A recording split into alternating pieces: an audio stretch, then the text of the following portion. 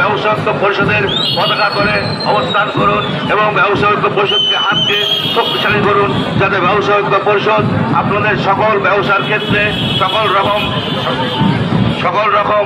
প্রতিবন্ধকতা এবং সকল রকম বিপদ আপদ সুখ দুঃখে আপনাদের পাশে শক্ত হাতে প্রতিহত করতে পারে তার